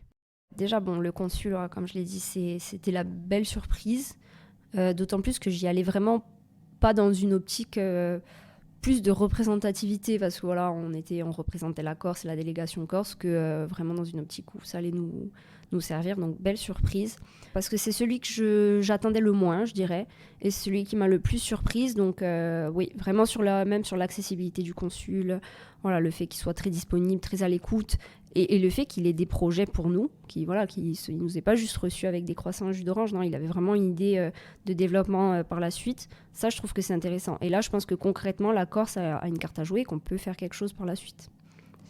Alors, que j'ai le plus apprécié, je pense que c'est Business France, parce que pendant ce rendez-vous, on a eu plein d'informations sur justement l'internationalisation d'une entreprise française ou corse aux États-Unis. Et c'est plein d'informations qui sont très compliquées à trouver regroupées sur Internet. Il faut chercher sans arrêt, même au niveau des chiffres, c'est hyper compliqué. Là, on a vraiment eu une présentation claire avec des chiffres fiables et vraiment super pratique et super important à savoir. Et après, au niveau des conférences tech aussi, ça m'a beaucoup plu parce que on a pu voir des femmes hyper inspirantes, avec des parcours incroyables, avec des façons de s'exprimer, des énergies aussi qu'on voit rarement ici. Et j'avoue que d'avoir vu toutes ces femmes, en plus c'était hyper cadencé, il y avait vraiment c'est vraiment hyper qualitatif. Et c'était bien de voir ça en vrai, plutôt que sur les vidéos YouTube. Là, encore une fois, c'est encore mieux de le voir en vrai, de voir ces femmes qui sont hyper motivées, qui sont là pour nous apprendre des choses et pour nous faire des retours d'expérience, pour que nous, on ne fasse pas les mêmes erreurs qu'elles, qu'on ait plein de conseils et qu'au final, on s'épanouisse comme elles. Les rendez-vous qui m'ont le plus marqué, je pense que j'en ai parlé, c'est vraiment Business France, parce que j'ai rencontré beaucoup d'entrepreneurs lors de cet entretien et ça a été vraiment très pertinent. Ensuite, pour continuer dans la chronologie, toujours la diaspora, parce que de voir des profils si différents à New York, des parcours de vie, des parcours d'entreprise, des parcours d'entrepreneuriat, des parcours professionnels, c'est incroyable et c'est un boost énorme. Ils sont infatigables et ça nous remet aussi en question de se dire à New York, en fait, il y a des personnes de chez nous, il y a des personnes corses qui sont parties là-bas et qui sont incroyables dans leur domaine, qui sont parmi les meilleurs à New York et ça booste énormément de se dire que c'est faisable en fait. Alors, on avait rendez-vous à Brooklyn, donc dans un concept de bar à cocktail qui était créé par une Corse, donc Roxane, The Wandering Barman. Déjà, la déco en elle-même, le concept, l'ambiance, elle a vraiment créé quelque chose qui est un peu qui est original et qui, je pense, lui ressemble, je pense que ça lui ressemble clairement. Donc, elle a pu tout nous présenter. Donc, moi, avec le côté un peu alcool spiritueux, forcément, déjà, ça m'intéressait de voir un peu les coulisses, de voir un peu ce concept de cocktail prêt à boire. Et en plus de ça, j'ai trouvé le personnage absolument formidable. C'est-à-dire qu'on a pu passer la soirée avec elle et avec les autres personnes de la diaspora pour les rencontrer. Mais elle était très accessible. Elle a vraiment un parcours que je trouve génial, un dynamisme qui était fou. Et on a pu rencontrer donc Patrick Ottomani, le président de la diaspora de New York, des Corses à New York, qui lui aussi a un parcours assez prestigieux pour le coup, et qui a des contacts, je pense un carnet de contacts long comme mon bras, voire mes 2 bras. Et en fait, rencontrer des gens comme ça, mais c'est génial. Je me dis que si on était parti seul, ne serait-ce que, même pour le travail, mais ne serait-ce que pour le loisir, avec des amis, ma famille ou mon compagnon par exemple, j'aurais pas eu l'accès à ces personnes-là. Et déjà, j'aurais pas su qu'il y avait ces personnes-là. J'aurais sûrement pas eu la possibilité de les rencontrer. Donc ce rendez-vous-là, c'était vraiment découvrir que oui, il y a des Corses à New York, il y a des Corses qui font des choses complètement différentes, des profils complètement différents, qui ont fait leur trou, qui n'oublient pas qu'ils viennent de Corse quand même, qui ont toujours un pied là-bas. Et je pense qu'on peut créer un lien, et on doit créer un lien faire un pont, la Corse et New York. Je pense même qu'on aurait pu plus développer ça, on aurait pu essayer de plus en amont réfléchir un peu à qui il y avait sur le territoire, les faire venir et essayer qu'il y ait encore plus de monde. Et même peut-être dans le séjour avoir plus de temps avec ces gens-là justement, notamment Patrick Ottomani qui est extra. Mais c'est vraiment ces deux points-là. C'est en fait bizarrement la rencontre avec la diaspora, c'était censé être le moment un peu convivial et un peu plus cool, mais au final je trouve que c'est celui qui peut s'avérer être le plus concret, parce que voilà, il y a toujours un lien entre les Corses à l'autre bout du monde. Voilà, tu sympathises beaucoup plus facilement, tu as un rapport qui est différent, et autant si ça se trouve ici on se critique, on se crache dessus, mais alors quand on est ailleurs on est tous solidaires, c'est trop beau. Mais voilà, ce serait vraiment les deux rendez-vous qui m'auraient le plus marqué, ouais. Ensuite, de savoir qu'il y a aussi... c'est assez drôle la conclusion que j'en ai fait des conférences Tech Up for Women. Donc, en plus du contenu que j'ai pu en retirer, des conférences sur des réseaux sociaux, des conférences sur les podcasts, des conférences assez inspirantes, et même des présentations des personnes. Voilà, donc ça, il y a 3 choses que j'ai retenues de ces conférences-là. Les informations que je viens de vous dire sur les réseaux sociaux, sur les podcasts. Voilà, j'ai pris pas mal de photos et j'ai essayé de retenir le maximum de choses que je comprenais. La deuxième chose que j'ai retenue, c'était la façon de se présenter des Américaines. Ils se mettent tellement en scène, tellement en avant, que je me dis qu'on a beaucoup à travailler sur notre façon de nous présenter et sur notre façon de nous mouvoir sur scène, etc. La façon de présenter un projet qui, a priori, n'est pas très fun comme un logiciel de comptabilité, et au final, on en fait quelque chose de génial. On a pris une photo avec la personne qui a fait cette conférence-là. On lui a dit merci pour ta bonne humeur, merci pour toute ton énergie que tu nous a dégagé, on l'a écouté du début à la fin, et voilà, je pense que ça c'est vraiment la deuxième chose que j'ai retenue de ces conférences-là. Et enfin, la troisième, c'est par rapport bizarrement aux problèmes techniques. Des fois des PowerPoint qui ne se lancent pas, des fois on se trompe de slide, il n'y a pas la bonne slide, ou des fois il n'y a pas la bonne personne qui vient et c'est pas bien annoncé, voilà, plein de choses. Et ça remet aussi en perspective de se dire à New York, en fait, c'est pas non plus parfait, et pourtant c'est l'une des villes les plus inspirantes au monde, avec des projets les plus inspirants au monde, et il y a quand même des couacs. Donc se rassurer un peu en se disant que c'est pas parce qu'ils sont à New York que tout est toujours parfait, que tout est toujours parfaitement réalisé, voilà, ça rassure un peu tout en boostant. Donc c'est la troisième chose que j'ai retenue de ces conférences-là. Oui, alors la diaspora, formidable. C'est de rencontrer des gens issus de l'île, mais qui ont choisi temporairement ou pour toute une vie d'expatriés, soit pour des raisons économiques, soit pour des raisons personnelles, parce qu'ils avaient quelqu'un là. Il y avait un jeune de Bastia, pâtissier, qui se retrouve pâtissier français à New York. Voilà, c'est tout à fait une autre aura. Donc ça, je trouvais ça formidable, parce que on a plein de situations où dans notre territoire, on se dit « Oh, c'est pas bien ce que je fais, je suis mal payée » ou je suis pas reconnue. Puis tout d'un coup, cette exportation, voilà, ce jeune qui est pâtissier français du coup à New York, qui est issu de Bastia, oui, c'est un autre level, ouais, c'est un autre niveau. C'est une autre perception même de lui-même, avec le risque qu'il a pris, avec et puis voilà, pâtissier là-bas, c'est autre chose. Donc ça, c'est vraiment intéressant. Donc, oui, j'ai beaucoup aimé. Puis bon, Roxane, formidable, en effet, avec son initiative de cocktail à l'unité qu'elle vend dans des bars. Mais enfin, il fallait avoir l'idée, quoi. C'est un truc de fou. Et elle se bat pour ça avec beaucoup d'humanité. Hein. C'est pas quelqu'un de surfait. C'est quelqu'un qui croit en son idée et puis qui va la défendre naturellement parce qu'elle sait qu'elle fait des choses très, très bien. Et donc, elle veut le partager. Donc, complètement raccord avec sa façon de faire son business. Donc, oui, ça, super.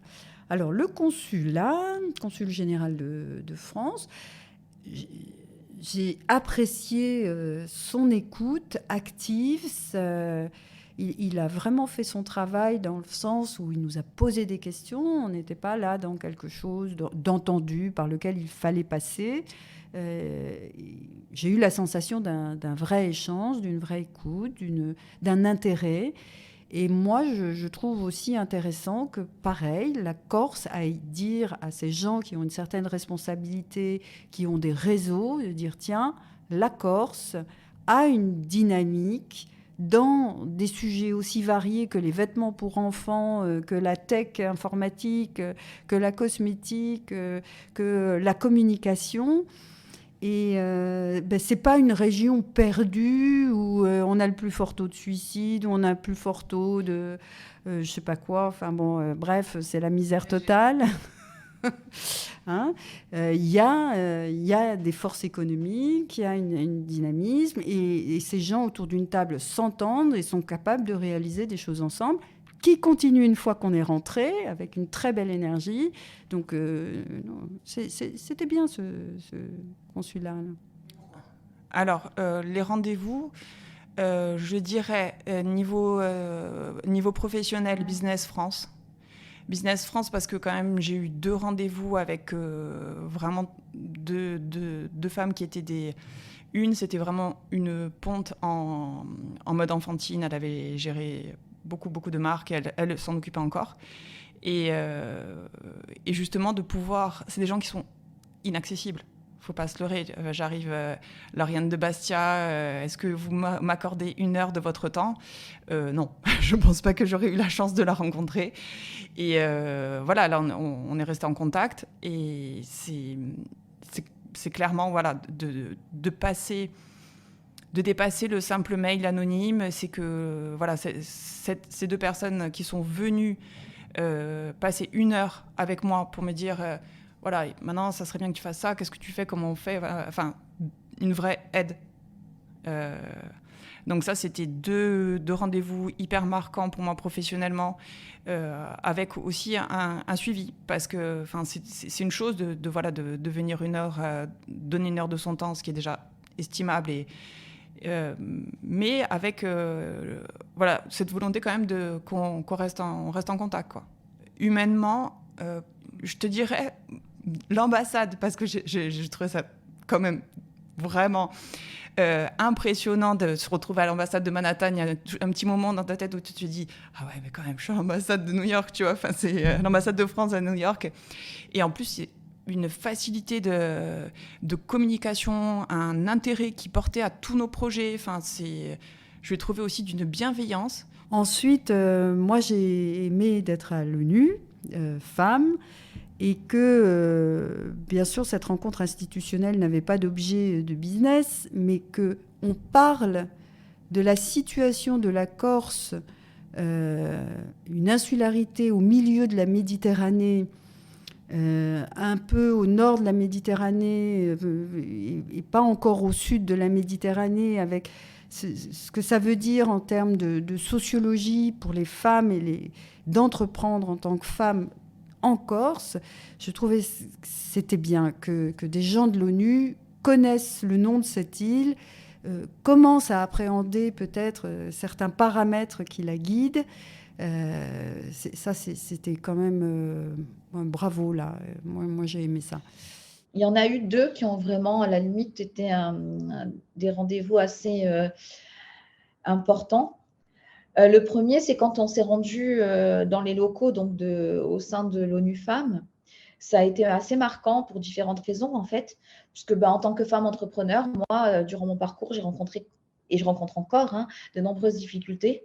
Même si je n'ai pas pour habitude de me victimiser, pas du tout, ce n'est pas dans ce sens-là, mais j'ai rencontré quand même pas mal de difficultés pour développer mon activité, d'autant plus qui évolue dans le monde de la tech, et une femme dans la tech, c'est encore assez compliqué. Et rencontrer en fait les membres de cette organisation qui travaillent pour défendre nos droits dans le monde entier, ça a été pour moi un privilège. Et même si on va dire qu'on reste informé que des actions sont menées en faveur de l'égalité des sexes, pouvoir accéder à leurs locaux et échanger avec les actrices, parce que là il y avait des femmes qui travaillent justement pour nos droits, ça a été pour moi une manière de mesurer la réalité des faits. Donc, c'était un rendez-vous très important. Et ensuite, la conférence Take Up for Women, parce que on a quand même assisté à des témoignages de femmes qui évoluent pour certaines à des postes clés et dans de très grands groupes, ou pour d'autres qui ont fondé elles-mêmes aussi leur propre entreprise. Et ces témoignages, pour moi, ont été très, très inspirants. Ça m'a permis de constater qu'il y avait une réelle motivation et un réel engagement des femmes pour accompagner la réussite d'autres femmes dans le secteur de la tech, mais pas que. Et puis, j'ai pu y faire de très belles rencontres. Et donc, je suis repartie, on va dire, de cette conférence avec une plus grande motivation et en fait l'envie de continuer à me battre pour atteindre mes objectifs et peut-être un jour atteindre le niveau de certaines d'entre elles. Après la technologie Tech Up for Women, je crois passer un petit peu à côté. Les conférences, la présentation. Oui, voilà, le côté show, mais après, je trouvais ça un peu surfait. Ça parle pas à ma culture. Donc, ok, voilà, faut se présenter, faut être fort. D'accord. Moi, j'aime un peu plus d'authenticité dans la façon de présenter les choses. Je trouve qu'on n'est pas obligé de raconter qu'on a rêvé la veille et qu'on a dit à ses équipes, allez, on va faire ça. Bon, ce côté mise en avant individuel, absolument. Enfin, bon. Ça m'a un peu passé au-dessus, mais c'était intéressant de le voir. Voilà. Là, je trouvais que la culture américaine se voyait bien. Alors, moi, la conférence, c'était un niveau... Alors, je parle anglais, mais c'était quand même de la tech en anglais.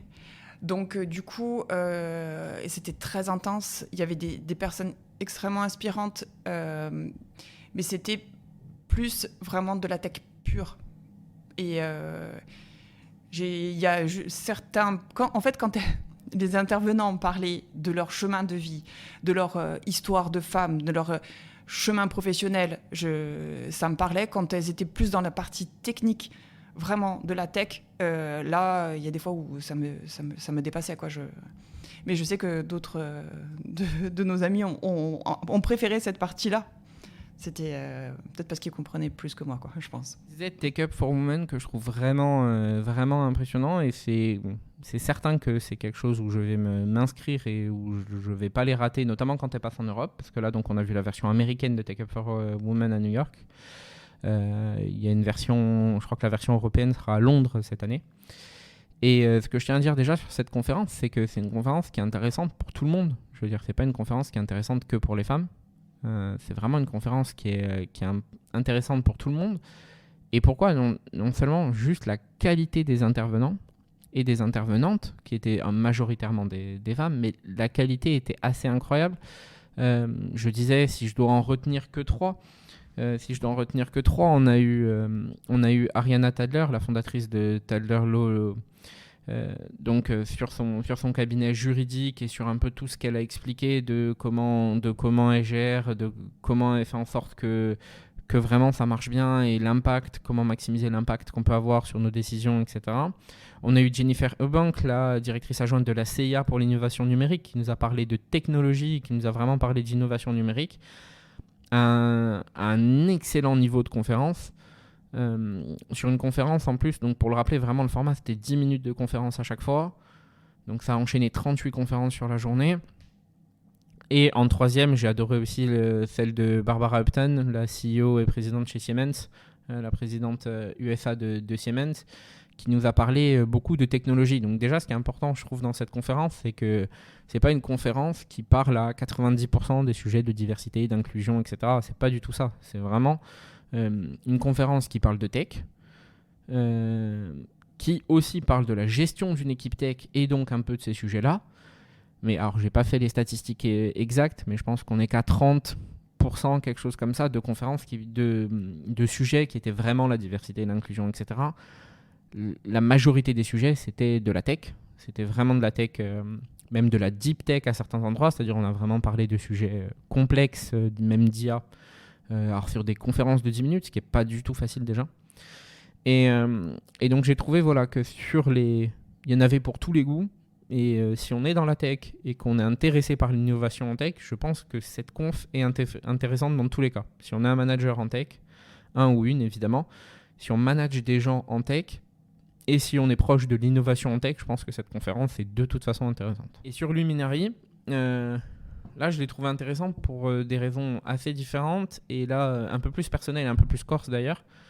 Je trouve que c'est quelque chose qu'on n'a jamais réussi à faire en Corse et c'est intéressant de regarder les cas où ça a vraiment bien marché. Donc The Luminary, c'est quoi, pour ceux qui ne connaissent pas?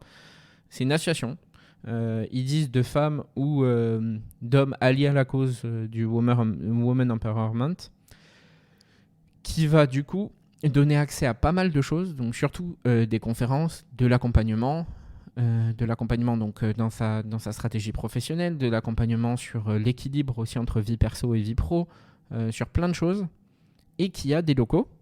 Donc il y a des locaux de coworking qui sont hyper bien placés. On a eu la chance de les visiter avec ce rooftop qui donne sur l'Empire State Building. Donc quand même des locaux incroyables. Et ils ont vraiment réussi à la fois faire cette association de personnes très intéressante, mais sur une association qui est très dynamique. On a vu après, on a regardé un peu, mais leur calendrier de conférences, c'est quasiment une conférence par jour.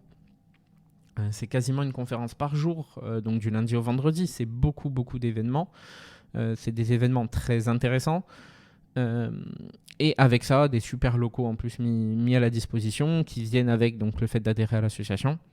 Et j'ai trouvé que ça, vraiment, c'était vraiment quelque chose dont il fallait s'inspirer. Alors, si on y arrivait, moi je serais très content si on arrivait à s'inspirer de ça pour faire une association corse avec des locaux potentiellement partout dans le monde, pas que en Corse, avec donc des coworks à disposition et ce genre de choses. Mais c'est vraiment le dynamisme de l'association et une association en plus avec des profils très différents dedans.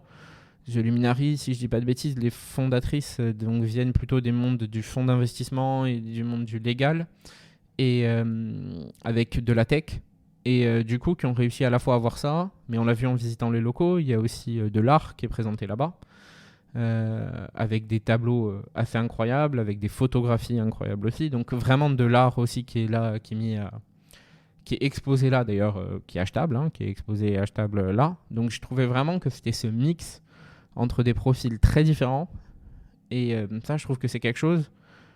Je connais pas d'équivalent en France, même si on parle pas que du sujet Women Empowerment, si on parle de tous les sujets. Je connais pas d'autres cas en France d'associations qui ont vraiment réussi à avoir ce dynamisme, en plus de l'aspect avoir des locaux, mais vraiment un peu cet aspect qui est entre les deux. WeWork, c'est quelque chose qu'ils ont toujours essayé de faire en termes de coworking. Sur le cowork, ça marche. Ok, leur cowork marche, bon, même si on peut regarder le documentaire Netflix pour voir à quel point leur statut financier va ou pas, mais par contre sur cet aspect dynamisme, je trouve que c'est quelque chose qu'ils n'ont jamais réussi à faire. Et eux, je trouve qu'ils arrivent à avoir le bon mix entre l'aspect dynamisme et en plus donc du coup les bureaux à disposition pour pouvoir se parler IRL dans un monde post-Covid où on se voit plus beaucoup, on se voit surtout en visioconférence, et j'ai trouvé ça vraiment intéressant. Après, j'ai aussi beaucoup aimé Illuminari, mais ça, c'est juste parce que je me voyais bien bosser là-bas, quoi. Enfin, le cadre de travail était très, très agréable, je pense que on travaille encore mieux et c'était le meilleur exemple. Parce que là, tu vois, d'avoir une salle de lactation, moi, j'ai allaité mes filles, quand je travaillais encore dans un cabinet, c'était hyper compliqué, quoi.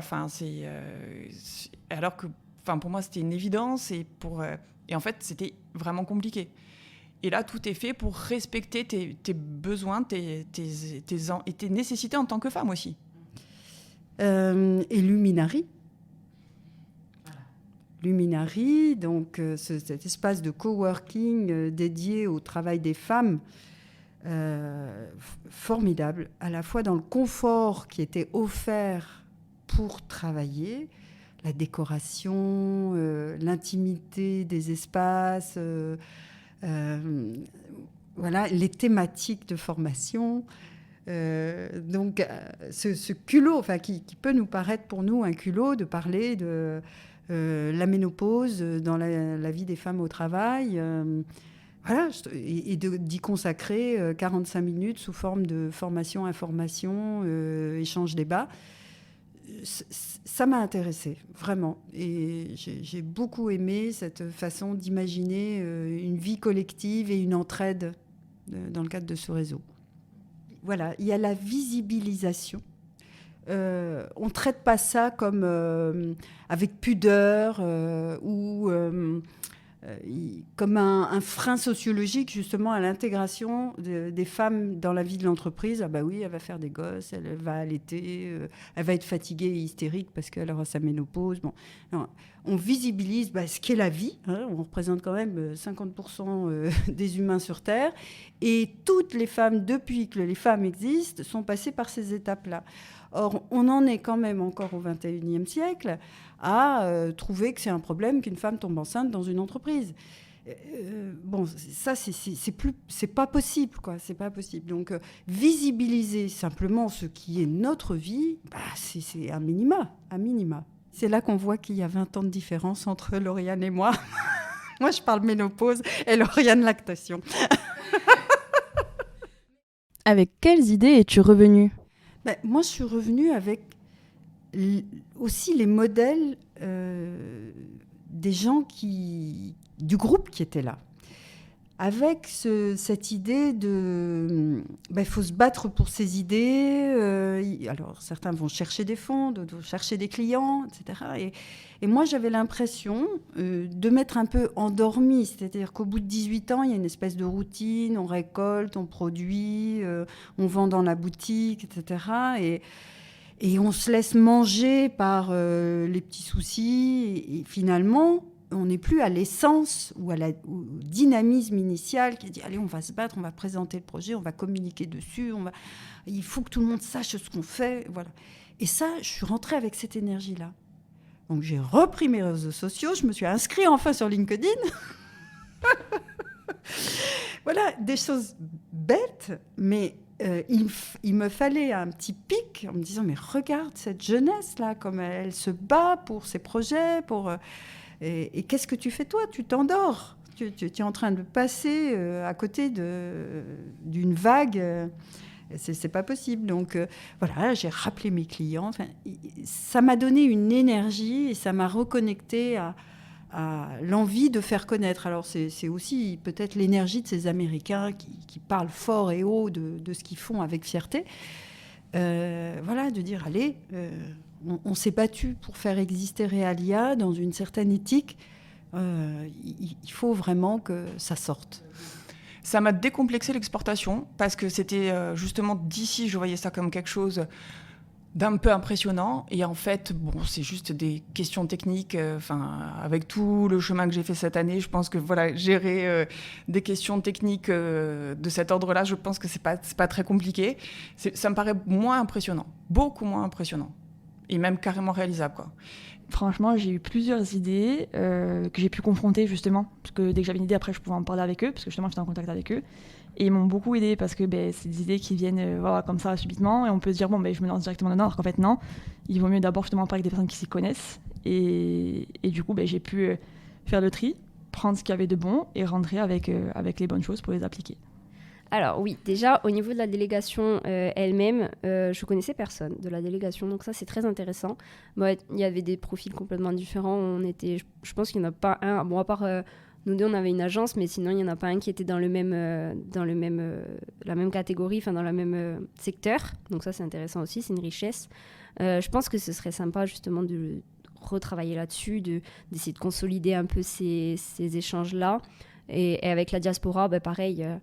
En fait, les Corses qui sont partis à l'étranger, bon, que ce soit aux États-Unis ou ailleurs, hein, je pense que Patrick Ottoman, il a des contacts un peu partout, mais les Corses qui sont partis loin, ils ont toujours un pied en Corse, de toute façon, et ils ont toujours quelque chose qu'ils peuvent apporter à la Corse, ne serait-ce que par le réseau, au niveau, par exemple, de l'agriculture, nous, on a tout intérêt à s'exporter un peu partout. Les vins corses, je sais que notamment le rosé, ils sont très appréciés aux États-Unis, donc c'est quelque chose qu'on pourrait retravailler, pour essayer de développer un peu au niveau de l'export. Donc c'est aider déjà mes clients qui sont déjà en capacité de se développer à l'export à se développer, notamment avec Business France, pour lequel on a eu des contacts. Et encore une fois, au niveau de la Corse, à créer des événements, pourquoi pas un événement de diaspora en été, quand tout le monde revient au bercail, ou pourquoi pas quelque chose plus tourné sur l'entrepreneuriat avec une rencontre d'entrepreneurs. Il y a plein de choses qu'on peut faire, et je trouve que tout ce qui est rencontre entrepreneuriale, déjà, c'est super intéressant. Et après, forcément, tout ce qui touche à l'agricole, ça me touche aussi. Mais il y a des beaux événements, je pense, à créer avec les personnes qui étaient là-bas. Donc sur un peu l'aspect, de retour en France, qu'est-ce que je vais implémenter, notamment à Agilismac et tout, par rapport à ça. Donc j'ai vu plusieurs choses. On a eu un peu des éléments de réponse à l'ONU Femmes sur qu'est-ce qu'une entreprise, quels sont un peu les critères pour dire qu'une entreprise est bien, pour accueillir les femmes et pour leur permettre de s'épanouir dans le sein de l'entreprise. Donc ça, c'est quelque chose que j'attends, et où j'attends aussi même d'ailleurs un peu plus de retour pour voir un peu leur charte et comment eux ils le font, et qu'est-ce que eux ils prennent en compte, parce que en réfléchissant différemment, il y a toujours des axes d'amélioration. Et Tech Up for Women, où à la fois il y a des innovations technologiques dont ça a parlé pendant la journée, qui sont intéressantes pour moi, pour mon boulot au sein de Agilismac, et à la fois sur l'aspect comment un peu lever les barrières en interne, comment faire en sorte que tout soit bien pour les employés et pour tout le monde, hein. Je parle pas là que des femmes, mais donc comment justement bien faire d'une entreprise une entreprise qui est saine et qui est vraiment bonne pour les employés. Où là j'ai noté je crois une dizaine d'idées que j'ai ramenées au RH chez moi, et donc à la RH spécialisée de la tech, en disant voilà les 10 grandes idées que j'ai retenues, et un peu les petites choses où on peut améliorer, parce que des fois il n'y a pas besoin de grandes idées qui changent tout pour bien améliorer le quotidien des gens. Des fois c'est des petites idées, des petits détails auxquels on n'a pas pensé, et qui en fait font une grande différence.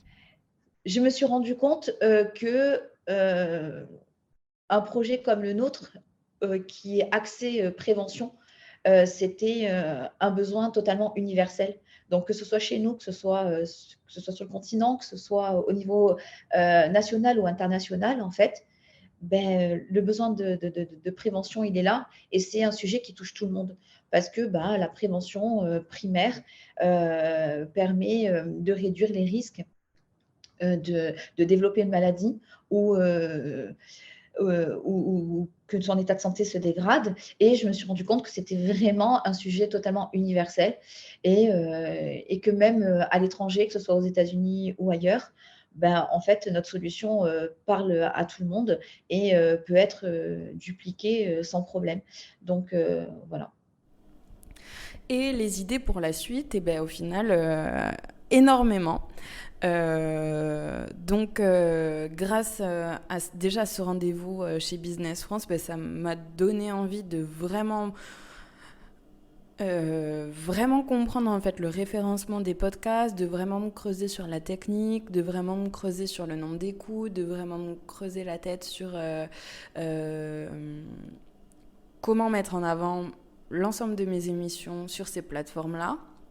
pour développer l'audience. Et nous avons rencontré la diaspora de Corse à New York et ça m'a donné énormément d'idées, notamment de faire des émissions avec eux, des podcasts avec eux pour connaître leur motivation de pourquoi être parti à New York, pourquoi avoir quitté déjà la Corse, puis ensuite la France pour développer un projet professionnel à New York, qui est l'une, voire la plus grande ville du monde, l'une des plus grandes villes du monde en fait. Donc pourquoi partir de notre petite île pour aller là-bas? Ça me paraît être très intéressant de comprendre les motivations et les aspirations de chacun et chacune. Et ensuite au niveau de l'entrepreneuriat, pour la dernière émission de podcast que nous sommes en train de développer, ça peut être super intéressant. Pourquoi avoir créé une entreprise et pourquoi avoir choisi de créer cette entreprise à New York, aux États-Unis, plutôt que sur l'île. Comment est-ce qu'ils ont eu l'idée? Quelles sont les difficultés qu'ils ont rencontrées par rapport au fait de s'être expatrié, au fait d'être parti dans une si grande ville et d'avoir autant de concurrents potentiellement. Voilà, de comprendre vraiment tous les tenants et aboutissants de qu'est-ce qu'une entreprise et d'encore plus qu'est-ce qu'une entreprise à New York, dans un État, aux États-Unis, quand on est expatrié français et quand on part d'une si petite île. Voilà, donc ça peut être aussi très intéressant. Ensuite, l'une des idées que j'ai eues, c'est de faire cet épisode-là, de faire l'épisode avec la délégation de New York pour connaître tout ça, le parcours de chacun jusqu'à pourquoi être parti à New York. Et je me rends compte qu'il y a vraiment des profils super intéressants en plus d'être super variés et que ça montre en fait la richesse de la Corse à New York, de la Corse aux États-Unis et de la Corse aux Corses. Et donc c'était vraiment ça que je voulais mettre en avant, c'est qu'on a des pépites, on a des entreprises pépites sur le territoire dont certaines on en entend très peu parler et pourtant qui font un travail incroyable. Et du coup, elles ont été valorisées par cette sélection pour partir en délégation à New York. Et au retour, qu'est-ce qu'on fait pour continuer cette valorisation-là? Au niveau du podcast, je me suis dit que ça pouvait être très intéressant de raconter à tous ceux et celles qui nous écoutent qu'il y a des entreprises avec un très beau modèle, de très belles motivations, de très belles personnes qui sont sur le territoire et dont il faut valoriser l'activité. Ensuite, on a aussi beaucoup créé de liens entre nous. J'espère pouvoir faire quelque chose avec Marie pour la capsule entrepreneuriat. Donc là, on doit se voir pour essayer de concrétiser ça, pour essayer de voir comment est-ce qu'on peut travailler ensemble. Ensuite, on se donne des contacts entre nous. Je sais qu'Andrea m'a parlé de quelqu'un qui aide les créateurs de podcasts au sein de Jelly Smack. Donc peut-être que je vais contacter. Et puis aussi, ça m'a permis de connaître Realia, donc potentiellement des produits que je peux utiliser, dont je peux parler autour de moi. Et à travers mon entreprise de community management, je travaille pour des boutiques et elles peuvent potentiellement être revendeurs. Donc voilà, il y a plein de choses à faire. Il y a plein de liens que l'on peut continuer de tisser entre nous en Corse, des liens qui se sont construits à New York et des liens qui, je l'espère, vont continuer d'exister encore longtemps ici chez nous. Et un petit mot pour conclure? La délégation, franchement, c'était super. J'aurais pas cru tout qu'on était que des femmes et un homme, donc on aurait pu croire que il y aurait pu avoir des mésententes, mais en fait pas du tout. Il y a vraiment eu une ambiance incroyable du début jusqu'à la fin. Il y a eu aucune dispute, que de la bienveillance, que du respect mutuel entre les femmes. Parce que en fait, on est pareil, on a les mêmes ambitions, on a les mêmes façons de travailler parce qu'on est entrepreneur. Et du coup, c'est ce qui fait que je pense qu'on s'est très bien entendu et qu'on s'est bien amusé aussi. On a réussi à bien rigoler et à passer du bon temps ensemble. L'initiative de faire ça à New York, c'était une très bonne idée. On a eu vraiment des rendez-vous super tous. Il n'y en avait pas un qui était moins important que l'autre. Certains étaient plus appréciés que d'autres, mais chacun était important. Et je trouve que c'était vraiment une bonne initiative d'avoir fait ça pour nous, parce que je ne sais pas si on aurait pu le faire par nous-mêmes, si on aurait eu l'idée en fait de partir, d'aller à ces conférences, puis voilà, le fait d'être en délégation, c'est aussi rassurant de partir tout ensemble. On n'est pas seul, on sait que on est entre nous, on est entre Corses en plus.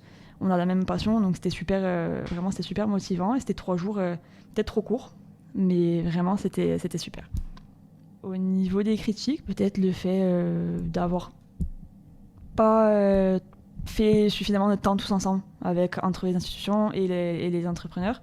C'est-à-dire qu'au niveau des petits déjeuners et tout, on n'était pas organisés. C'était vraiment improvisation quoi, sur le moment. Alors que ça, moi j'aime bien quand c'est organisé. Bon, après c'est un avis personnel, mais j'aime bien quand on peut prévoir, voilà, demain on mange là, à midi, le soir. Là, c'était vraiment chacun fait ce qu'il veut. Bon, ça peut être aussi bien pour d'autres personnes, mais moi j'aurais bien aimé qu'on puisse avoir vraiment des moments conviviaux. On était là que pour 3 jours, donc ça aurait été bien qu'on puisse échanger pour quelques repas tous ensemble d'une manière conviviale. C'était une belle expérience, une très très belle expérience. Après, je regrette un peu le côté peut-être institutionnel de la chose qui était un peu forcé. Voilà, on était obligé de représenter la Corse et les objectifs institutionnels du voyage. Donc ça, c'est vrai qu'au niveau des entreprises elles-mêmes, c'est un peu dommage, mais bon, je comprends que ce soit forcé. Voilà, non, c'était une très belle expérience, aussi bien personnelle que professionnelle. En tout cas, ça a été une vraie riche expérience pour moi et je tiens à remercier la collectivité de Corse et l'ADEC de nous avoir donné cette opportunité de participer à cette délégation et également les autres entrepreneurs qui ont été à mes côtés tout le long de cette aventure. Donc, je suis ravie d'avoir été sélectionnée pour cette délégation. Je suis ravie des personnes que j'ai rencontrées là-bas. Des liens très forts se sont noués entre nous.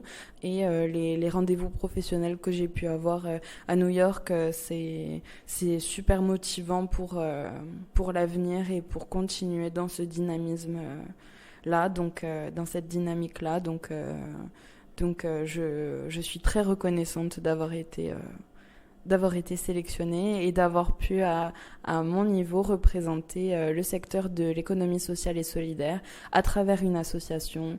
Je suis curieux et impatient un peu de voir est-ce qu'on va réussir à avoir des conséquences sur le tissu économique corse de ce qu'on a vu là-bas, que ce soit aussi notre relation avec la diaspora.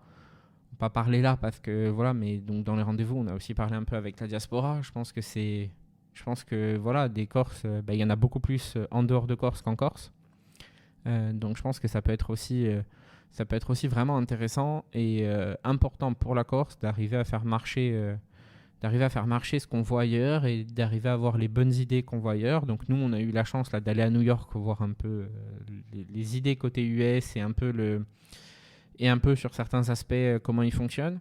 Mais je pense qu'en fait ça c'est faisable avec n'importe quel endroit du monde, juste en parlant un peu par exemple aux Corses qui seraient là-bas et arriver à prendre un peu le meilleur de ce qui se fait ailleurs et d'arriver à le réimplanter chez nous sur le tissu économique corse. Je vais dire merci à Audrey justement d'avoir prolongé la relation qui est née pendant ce séjour entre nous et de donner l'opportunité de débriefer, de faire une conclusion personnelle, individuelle de ce qu'on a vécu et de garder ce lien parce qu'il va se construire d'autres choses. On a fait des collabs déjà avec les enfants du maquis, on va en faire... Bon, il y a tout un tas de choses qui vont se créer et cette notion de réseau entre nous, merci Audrey de le faire perdurer.